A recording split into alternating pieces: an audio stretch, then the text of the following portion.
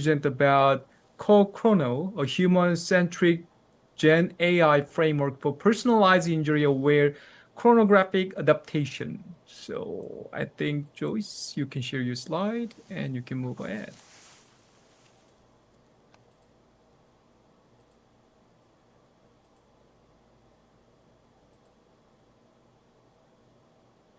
Hi, can you hear me? Sounds good. I will start. Okay. Good afternoon, everyone. My name is Joyce Joe, and I am a high school student currently going into grade 12 at the University of Winnipeg Collegiate, as well as the Royal Winnipeg Ballet School. And it is my great pleasure to be here at the HCI 2026 conference presenting our paper on Co-Choreo, a human-centric generative AI framework for personalized and injury-aware choreographic adaptation. So my talk will mainly cover five core areas. First, we will explore the background and the dilemma performing artists face when dealing with injuries. And next, I will introduce our vision for a human-centric framework powered by a safety kernel. And after we will unpack the methodology, specifically on how we classify, quantify, and mitigate risk using a glass box approach. Following that, I will share our results, including risk stratification and a live demo of the Green Twin. And lastly, we will discuss expert validation in our future work. So to understand our system, I'll start with the core problem for a recovering dancer. So when a professional dancer is injured, the standard clinical advice is usually just full rest. But in this industry, rest could mean potentially losing your place in the company and losing the physical conditioning it took years to build. So many dancers choose to continue dancing while recovering from an injury, which actually in return could increase the chance of re-injury. Therefore, we'd like to pose the question, why must the body adapt to the choreography and never the reverse? And to answer that question, let's step back and look at the current landscape of choreography. So traditionally, especially in classical ballet, choreography is inherently a single routine that is designed for entire corps de ballet, which is a whole group of dancers. And this uniformity may increase the risk of injury. And because ballet is such a demanding activity, it demands extreme plantar flexion and generates very high ground reaction forces on landing. And the ankle is actually one of the most frequent site of injury here. So, and furthermore, overuse injuries account for up to 75% of dance pathologies. And let's discuss why today's generative AI cannot directly solve this problem. So, recent AI developments have certainly sparked interest in creating customized content to meet personal needs. And increasingly, large language model or LLM-driven motion generation models are highly impressive at producing creative movement. But however, these AI are not optimized for safety because they are often operated like black boxes. When they produce a movement, there is basically no way for a clinician to really verify the safetiness of it. So this means that it could possibly hallucinate a movement, which may increase the risk of re-injury. So to bridge this gap of creative capability without physiological accountability, we propose the Co-Choreo framework. As you can see, it is quite straightforward. It begins with a user request or user prompt, which is feeds into a generative engine, such as an LLM or diffusion model to propose creative choreographic variations. And however, because that engine is free to explore and not trusted for safety, every draft must pass through the safety kernel. So if a generated movement exceeds the clinical safety threshold, the kernel acts as a discriminator, rejecting the draft and sending an error log back to the generative engine for iteration. So that means only safe variations actually make it to the output. And our paper focuses entirely on establishing this safety kernel because without a trustworthy deterministic guardrail, no generative AI can be safely deployed in a medical context. So inside the safety kernel, we define three deterministic layers or phases. The first phase is perception. So to find out what class of action is risky for the injury, the output from the generative AI model is segmented into discrete action tokens, and we assign biomechanical weights based directly on the dancer's profile from the clinician.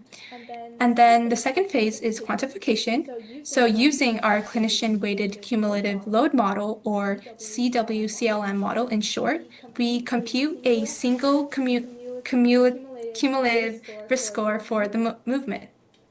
And then the last phase is mitigation. If the score from the second phase exceeds the safety limit, the system then triggers deterministic rules to generate a more safety alternative of it. And let's dive a little bit deeper into each phase. So the first phase is really all about building what we call a personal vocabulary of risk. So first, for perception, we use semantic action mining to segment continuous performance video into discrete and named ballet movements. And next comes the clinical scoring. A medical expert assigns a biomechanical weight, omega, to each action class. These weights given from the expert are entirely pathology specific. So, for example, a heavy left leg landing is high risk for an ankle fracture, but it essentially is probably neutral for a shoulder injury. Here's what that calibrated ontology looks like for our subject's left ankle. The table lists 7 key risk classes, each with an action name, a risk type, and an omega value. So, for example, grand jeté left and cabriolet devant right are high impact landing risks with omega 0.5 as they are both like big and bronze jumps.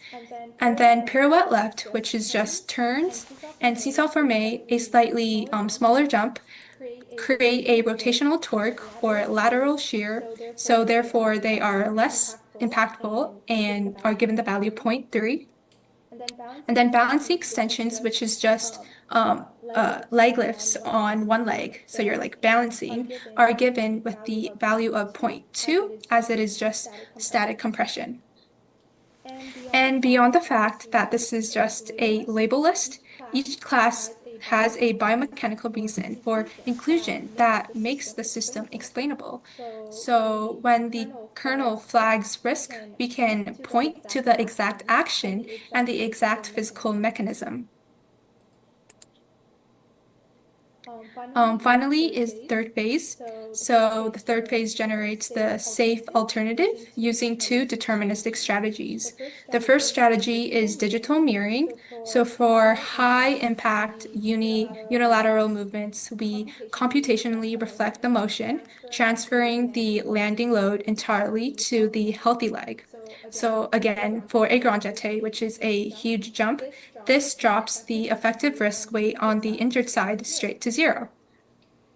And then strategy B is frequency reduction for repetitive strain, in which we reduce the repetition count. For example, we can reduce 3 turns to 1. And by using these deterministic, we can guarantee absolute medical compliance. Moving on to our results, we first had to design our experiment because it would be highly unethical to test a new adaptation system by simply asking an acutely injured dancer to perform dangerous movements. So we implemented a proxy reality validation design. So here we utilize the Anchor dataset, selecting 33 classical variations ranging from slow adagio, which is a choreography that involves lots of upper body and is very slow, to fast grand allegro, which is just fast and um, choreography that includes a lot of huge jumps. And we then constrained these variations against a real documented clinical profile, which is a 16-year-old pre-professional dancer with a stage 1 left ankle fracture. This proxy reality setup allows us to exercise our full three-phase safety pipeline end-to-end on high complex and realistic ballet movements while completely avoiding any direct physical risk to a human participant. Looking at our first result from phase 1, a key observation is semantic efficiency. So by applying our pathology-specific filter, the system immediately rejected 65% of the video frames as clinically neutral. It intentionally ignores things like upper body vertebrae, which is upper body movements, or landing on the healthy right leg. It directs computation only toward injury relevant vectors. So for the dancer, this means the system won't have to interrupt their overall artistry, but it will precisely catch the key moments that actually matters. Then we have the stratification. So the CWCLM scores stratify the full repertoire. And so across 33 variations, 5 variations or 15% are high risk and above the clinician-defined threshold of R greater than 40.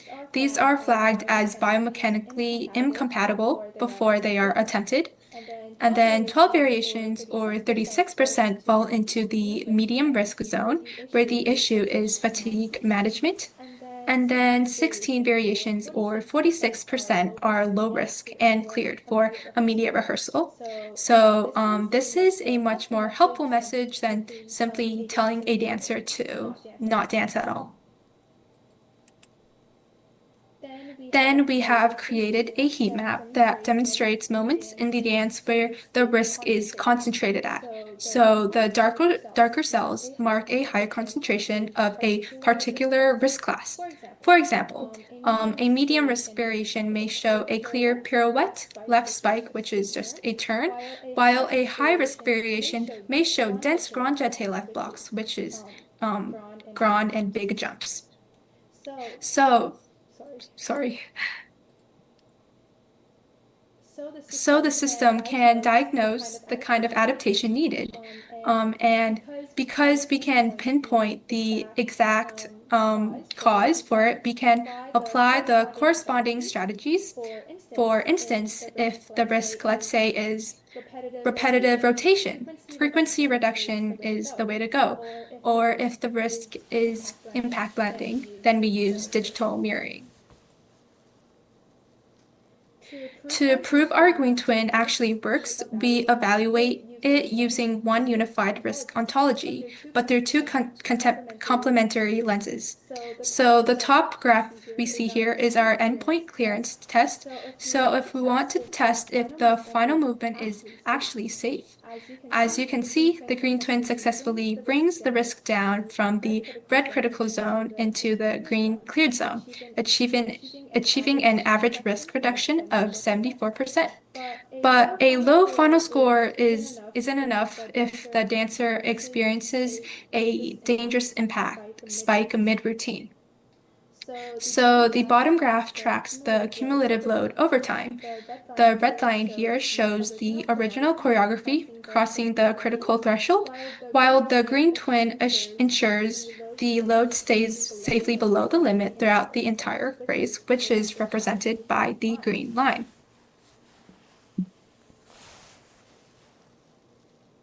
After the system selects the adaptation, we need to communicate it, of course, to the dancer. So please take a look at this live demo of our early stage interface.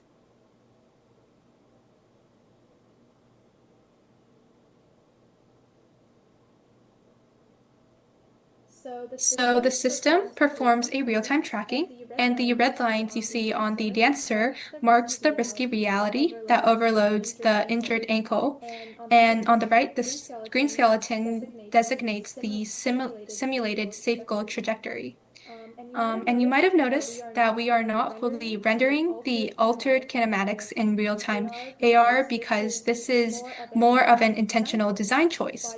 While our backend successfully computes these adaptations, actually rendering them in real time can be very computationally heavy and quite frankly unnecessary for many dancers because trained dancers can easily follow simple and clear instructions like digital mirroring or frequency reduction without really needing a complex 3D avatar to show them how. So ultimately, Co-Choreo is an HCI framework, which means the human in the loop is central to our design. As you can see, the workflow is in a collaborative cycle where the clinician defines the safety limits, the system generates the green twin, and the dancer rehearses and provides feedback. Our ultimate test is expert validation. So, our medical expert gave the system a perfect 5 out of 5 for adherence to safety protocols, and our principal dancer rated the maintenance of artistic intent a 4.5 out of 5. So these prove that our framework successfully preserved the artistry of the choreography while guaranteeing the safety of the dancer. To conclude, this study establishes the safety kernel as the foundational module for Co-Choreo. We've validated a transparent risk score and demonstrated a 74% load reduction while preserving the artistic intent. While this is currently a feasibility validation, our future work will expand into larger multi-clinician trials and eventually coupling this kernel with larger LLM generative engines. And our main claim again is that a guardrail must come before a generative engine, and that every single adaptation implemented must be traceable to a constraint that is defined by a human expert.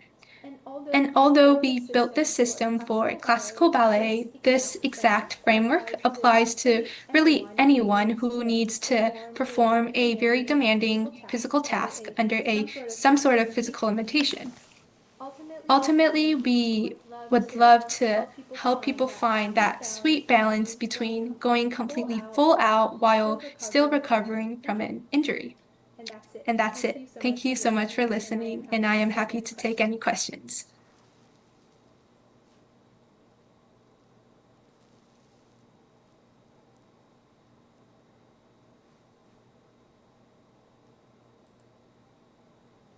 Uh, Hi, feel free to unmute, and I will answer your question.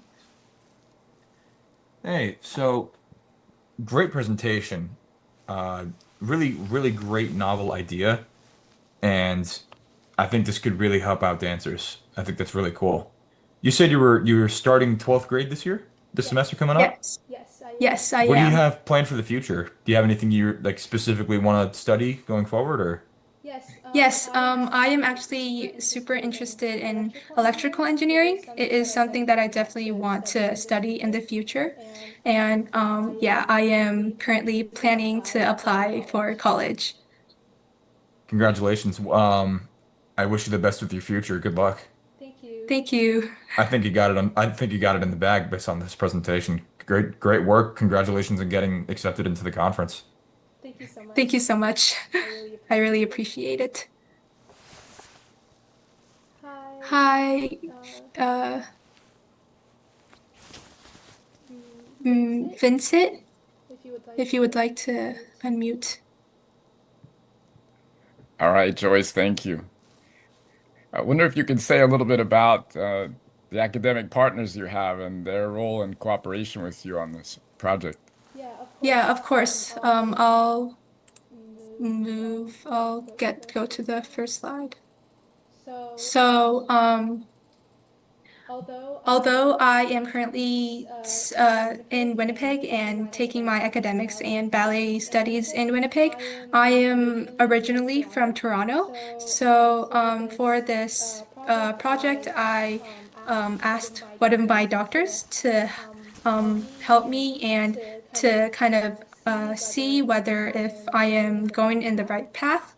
And at the same time, I also invited the principal dancer of Boston Ballet, which is UA, and he was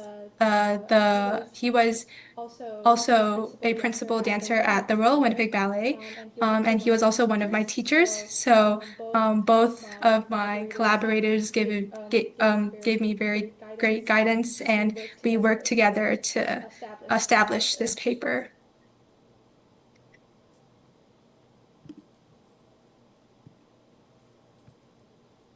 Uh, Hi, Phil, if you would like to unmute. Can you hear me? Yep, I can hear you. Okay, great. I don't really have a question. I just want to say congratulations. This is really remarkable. This is great job, really, really great job. And Thank you. uh, I really like what you said at the beginning and at the end. At the beginning, you said rather than paraphrasing, like rather than having a human body adapt to the choreography, is to have the choreography adapt to the human body, a human. And then near the end, you said it also could apply to performing physically demanding tasks while having physical limitation. And so in there's a ballet dancer. She has a disability. She's totally blind. You can look her up. Her name is Mana Hashimoto, trained in classic ballet, award winning, totally blind. And she talks about in disability, there's a difference between the social model of disability and the medical model. The medical model says the limitation is with the human body. The social model says it is the environment or the process that needs to change to adapt to whatever the body is, so that our body then become a source. The limitation can become a source of creativity. And I see something similar here, but you're turning it also into much more scientific, and it's really remarkable. Thank you so much. That is great. That is a very great connection. Like, yeah, I wouldn't have thought of that, but yeah, that is really great. Thank you so much. No, thank you. Great job. Thank you.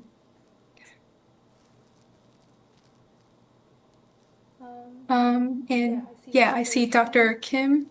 Yeah, yeah. I just want to say that you did a great job and that is awesome work. But like as a ergonomist, like working at the university and doing the research for the longer than 10 years, sometimes definitely we emphasize the safety, but just like what your work, like ballet, those kind of some physical activities involved with the kind of artistic, activities even though they know that this is not safe and if they can make it higher performing such as like they want to try the even though there's a risk movement they want to do it because they aim on high. So I just wondering about, okay, now your model is more like, okay, if you do that this is not safe, but actually sometimes the performer they want to risk their body to move upper level. So there's a kind of always, like a kind of conflict, trade-off. So that, to give, I believe that the reason why you're doing this research is to make, beneficial to and a benefit to the ballet or other kind of performers. So that, your model definitely will detect kind of safety level. What might be the safety level of your work, but eventually what they want through the practices make them better and perform like a next level of the kind of some risk movements. So how are you going to compensate that your work for the like making them happier in order to compensate those kind of the conflicts? Yeah, that is a great question. So, first of all, because I've only been in the school and from what I've seen, we actually emphasize safety a lot when dancing. The number one priority when dancing is to ensure that you're actually safe. Although I do understand that there's definitely like probably artists out there or like companies out there who really try to emphasize taking risks and going beyond what the human body may do, which I think is fascinating. And I feel like it is also like not entirely a bad thing, but to to like really, as you said, to compensate it, I feel like um really is to while you're trying to go beyond the limits, ensure that you're still somewhat um like not going totally overboard, that you're kind of like breaking bones doing whatever you're doing to like really try to stay somewhat being capable of still doing whatever you're trying to do, because Mhm. if you're like breaking bones, then you're kind of then limiting yourself to go beyond. So really I feel like it is still very, very important to consider um, the safetiness. Yeah. So I believe that might be the good future research direction for your future work. So then maybe you can think about kind of how you can balance these two things in your next work. So that'd be awesome. So that'd be kind of my comments wise. Yes, yes, I totally agree. Thank you so much. Thank you so much. Okay, we have one more question. I think we have time for the one more question. So yeah, Vincent, you can ask, I believe. All right, Dr. Kim, thank you. It's a good point that you made about the issues of trade-offs. And we see this in industry sometimes. It can be with performance, right? And as a trade-off against safety, people take shortcuts sometimes. And this is a potential conflict. And there might be other literature that can help Joyce on the future work. Maybe I would ask Joyce on this part of the question. So I like your comment, and I like Phil's comment also about the ways in which, right, we can have the task adapt to the person. Joyce, can you talk a little bit about how the literature supported you or inspired you in terms of your project plan or your analysis? You have very nice literature review in your paper. Thank you so much. So actually, my own personal experience is inspired me to kind of create and propose this paper. So in the presentation, you probably saw that I mentioned our profile is a 16-year-old um, dancer who has a stage one ankle fracture. That was actually me 2 years ago, because I fractured my ankle and I got super frustrated and sort of devastated that I had to sit out and watch everyone dance while I had really nothing that I could do. So, one thing I thought of was how could I have prevented that from happening? And I thought about AI, since AI is developing so fast right now, and it's one of the sources that could be easily accessed. How could I combine AI with dance to help others who might be struggling with injuries like me? So, yeah, that's sort of what really inspired me to propose this paper here and to, yeah, to essentially help other dancers, or even just, as I said, people who to have to participate in uh, like risky physical tasks. I I want to support those who are like me to kind of prevent a more devastating thing from happening. Okay, sounds great. Thank you so much for all your questions. And Joyce, thank you so much for your awesome presentation. So